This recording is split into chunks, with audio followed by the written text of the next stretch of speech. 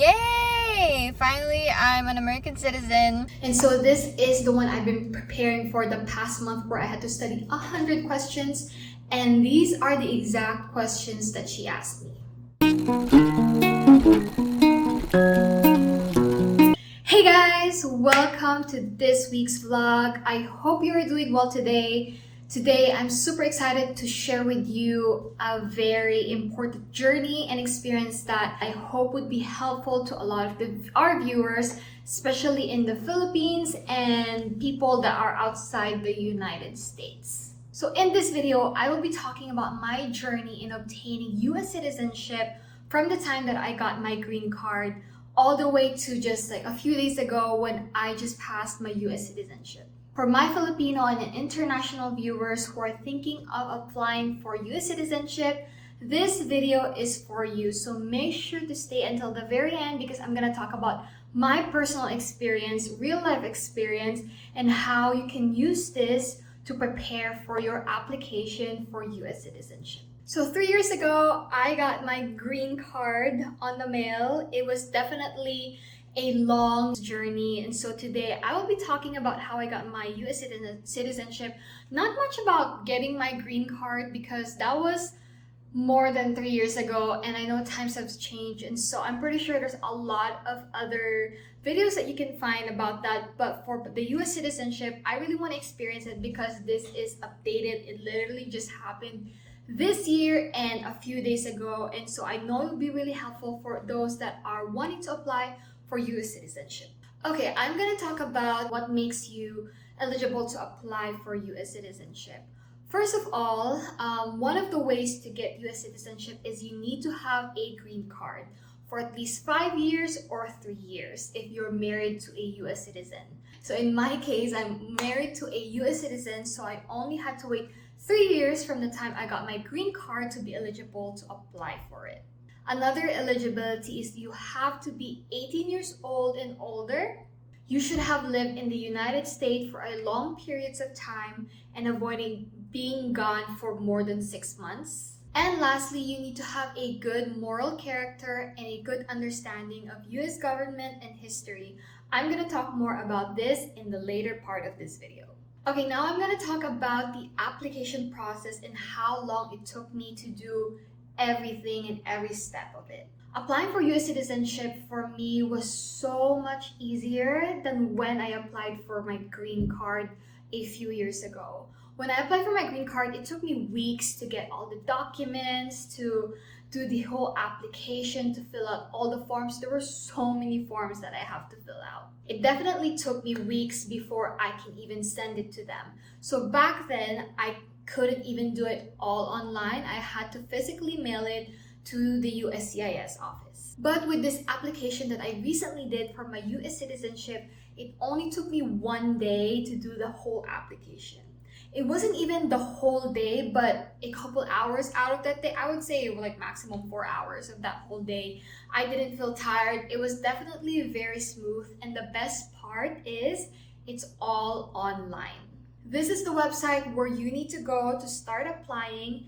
And even there, before applying, what I love the most about it is that they ask you a couple of questions to see that you're eligible to apply at that time, even before proceeding with application, which I really like, because you don't want to go through all the process of like doing the online application and in the end finding out a letter or through notification to the website that you're not yet eligible to apply. Once you're done with the eligibility questions and you are determined to be eligible, what's going to happen is you have to fill out the N400 form, which is all done online, which is really nice.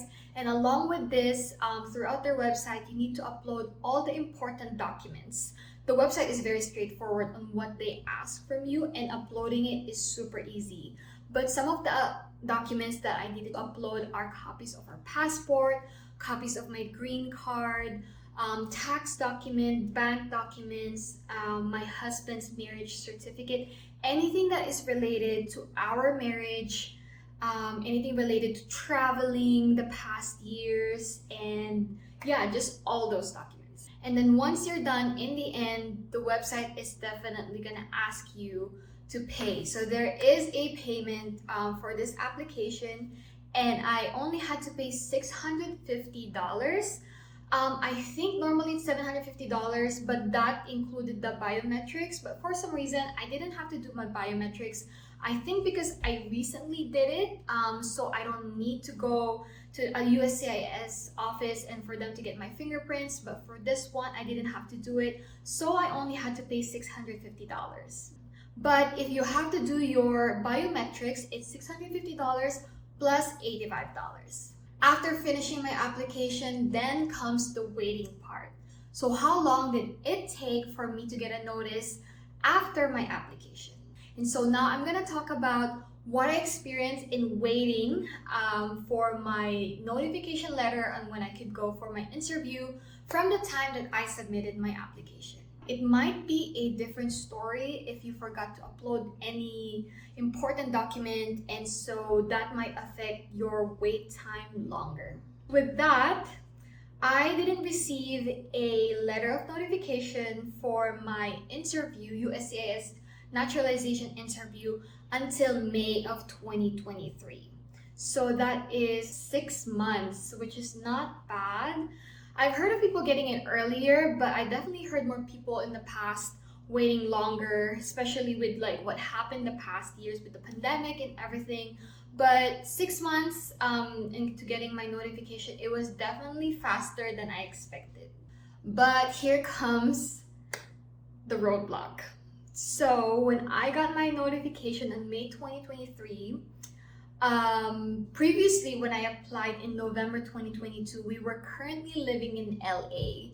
And so the address that I used when I applied was in LA. And so when I got the notification letter, it mentioned the time, which is okay.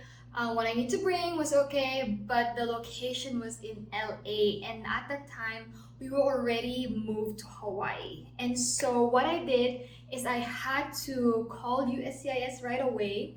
Their phone number should be on the notification letter. They're really helpful, they answer really fast, and they helped me right away in rescheduling and canceling that appointment. So unfortunately, I could not get a date from that phone. All that they can do is to tell me to wait for another notification letter to reschedule my appointment. And so it's another waiting game for me. It was really sad because I feel like I would have gotten my US citizenship interview and everything by July of this year, but because of that, I had to wait for another appointment. And so my biggest tip for you is if you move address, make sure to notify USCIS right away so you don't have to do or experience the same mistake that I experienced. I should have let them know even before moving to Hawaii. The moment that we knew we're flying to Hawaii, I should have let USCIS know. But in my mind, I was thinking like, I'll just do it when I move to Hawaii. And so that could have prevented this roadblock. And so make sure to notify USCIS right away of your change in address if you ever move from the original address when you apply for your US citizenship. For your US citizenship application. Okay, fast forward from when I got my notification in May 2023, and now it's already July 2023 when I got the rescheduled notification letter. So you think everything's gonna go smoothly from this time, right? But the thing is, when I got the notification letter, it was mailed here in Hawaii, but my interview location was still in LA. So I'm like, no. And so we did contemplate about flying to LA and me just doing the interview there. But I did read about it and talk to the USCIS officer, calling them about the mistake. And they said that it was a mistake on their part. And I asked them, like, can I just fly to LA just to get this done? And they said no, because you have to be interviewed at the place where you are currently living. Now I have to wait again for another notification from USCIS when my interview is gonna be rescheduled, and hopefully this time it's gonna be in Hawaii. Okay, now we fast forward to September of 2023. I got my third notification letter from USCIS with my scheduled interview location and date and time, and it was finally in Hawaii. And so I was super happy about it. They gave me a month, so I got my notification letter somewhere in the beginning of September, and my interview was scheduled in October 17th, 2023. So it was definitely more than a month.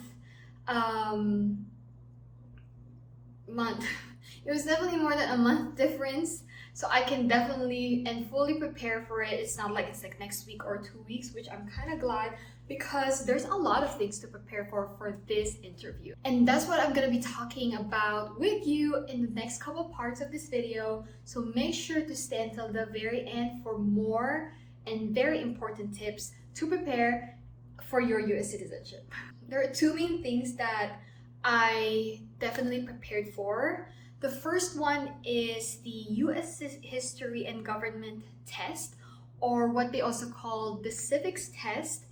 And the second one is bringing important documents to bring with you to the interview. I just read a lot of blogs and a lot of people's experience, like especially a lot of like lawyer websites, especially immigration lawyer website, on like extra documents, supporting documents that you need to bring, because it's better to be safe than not, you know, like might as well just bring everything and not use it, rather than like not bring everything and then in the end of at the interview they're gonna ask for it and I don't even have it. Okay, so for the civics test, this was pretty interesting. I definitely like took a month to study it, because I definitely do not want to have any mistakes. And so I'm going to put the link of the reviewer from the USCIS government, the updated interview questions paper, so that you can prepare for it. But the civics test is basically 100 questions that talk about the US history, the US government, everything US related. There's 100 questions, and then on the interview I only got asked like around 6 of them. You definitely do not want to make mistakes on these. I read that they kind of give you a chance to answer more questions if you got mistakes, but in my part I didn't really have any mistakes, and so I didn't have to redo it. Okay, make sure to stay until the very end, because I'm gonna share with you the exact questions that the officer asked me during my interview. I'm not saying these are gonna be the exact questions that they're gonna ask you, because every officer is different. They're just gonna randomly pick 6 or a few of the questions from the 100 questions, so it's better to just review all of them and be prepared for it. But just so you know, these are the questions I got asked.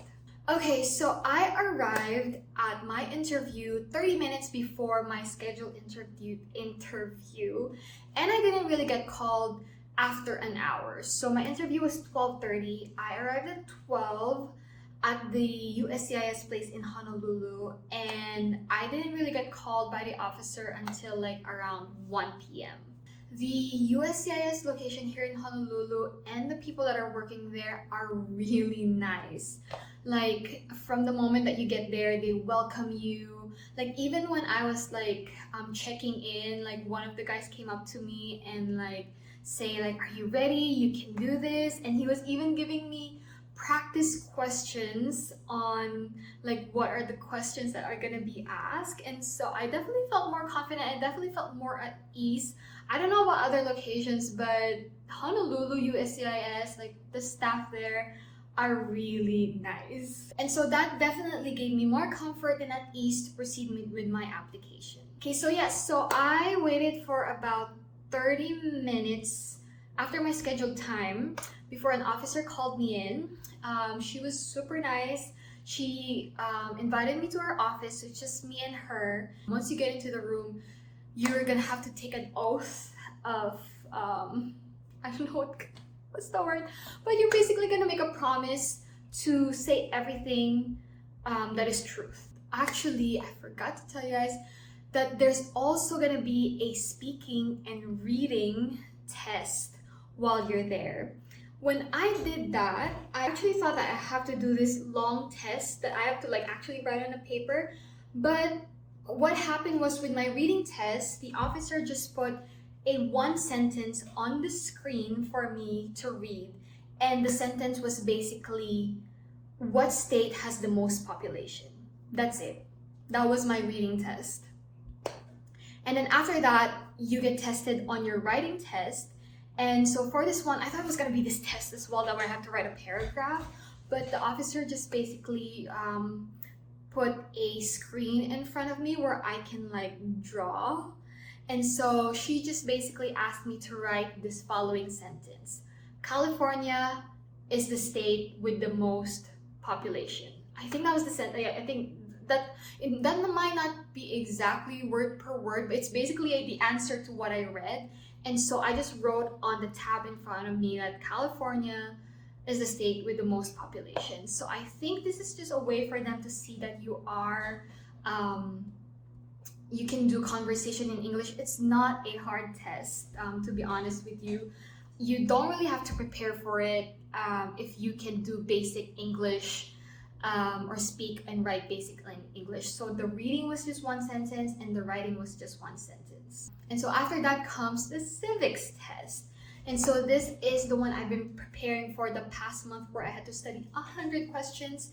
Here are the 6 exact questions that I got asked on my US civics test on my US interview. The first one is, what are 2 rights of everyone living in the United States? And so that's basically, I actually kind of got this wrong. I said right to vote, but I'm like, but she repeated to me like, what are 2 rights of everyone living in the United States? And so number 51, I realized like, oh wait, it's the freedom. So I said freedom of religion and freedom of speech. The second question that I got is, who was the president during World War I? And that was in the questionnaire, of course, and the answer is President Woodrow Wilson. Okay, the third question that I got asked is, who is your current governor of your state? And so this one, you definitely have to be updated, because there's like, of course it changes when they get elected or re-elected. And so at that time, the governor of Hawaii, or a few days ago at least, was Josh Green. The fourth question that I got asked is, name one branch of the government. And I said executive. For that question too, it's one of those questions where there's a lot of right answers and you only have to say one. She did remind me to only say one. Who makes federal laws? So this one, yes, there's a lot of correct answers for this, but you only have to say one. And the last question that I got asked is, we elect a US Senator for how many years? And the answer to that is 6. And so yeah, like I feel like when I read other people's questions, it was definitely easier. And some of them don't even get asked that much. Like they only get asked 3 questions and like, oh, you're good. But with mine, I got asked these 6 questions and I got them all right. And then after my civics test, the officer told me that I passed my reading, my writing, and my civics test. So that part's gone. And then the next part was definitely like, it went smoother than I expected. The officer just basically confirmed a lot of like my information. As I mentioned before, I didn't really have to show my tax statement. I didn't really have to show our bank statement. I didn't even have to show my husband's birth certificate, even though that was on the notification letter of one of the important things that I need to bring. And so from now on, I didn't even have to show like any of the documents that I sent, besides, you know, the ones that I mentioned before when I checked in, when they were just confirming my identity with my IDs and all that. But from that point forward, after doing my test, my reading, writing, civics test, it was more just confirming, is this the correct address that you live? Is this where you're working? Is this like, what is your current job? So I just had to answer those. And so yeah, so that whole interview, I would say probably take 30 minutes. She was just writing everything, and in the end, she was super nice and told me that I passed. They are gonna give you a letter. It's like a naturalization interview results, and so in this, it's just gonna show if if you passed, if you didn't pass, if you didn't pass your test and you have to redo it again, and it will say congratulations, or a decision cannot be made yet about your application. And so for my case, it says congratulations, and then now it's just another waiting game for another letter of notification for my scheduled oath-taking ceremony to be, which I believe this would be the last step towards my US citizenship application. Yeah, and so she did say that I should expect a letter within 4 weeks, and so I will keep you updated if I received it by the time I post this video, and if I do get it afterwards, I'll make sure to like update this video. But so far, like, that's my experience that just happened a few days ago from the time I'm filming this video, and so I hope this is helpful. My number one tip is just be prepared and don't over stress it. Like, honestly, like with other friends that I've had, other people that I knew that applied for their new US citizenship and naturalization, all of them said that this was definitely easier than applying for a green card, and I have not met anyone yet that did not pass it and that did not succeed in this naturalization process. And so if you have any questions, please feel free to comment below and ask me anything, I will do my best to respond. Hey guys, so today is the day that I'm going to be going to the USCIS to do my naturalization and oath ceremony. I am getting ready right now by doing my makeup and my hair, but basically I'm planning to be there at least 30 minutes before, and so yeah, just today is gonna be a vlog on my experience and my journey towards getting naturalized as a US citizen. So I'll get back. Hey guys, I just got back from doing the USCIS naturalization oath ceremony, and yay! Finally, I'm an American citizen. Although it did make me a little sad to give up my Filipino citizenship, but I'm gonna reclaim it, so all is well. But yeah, the whole thing basically took just 30 minutes.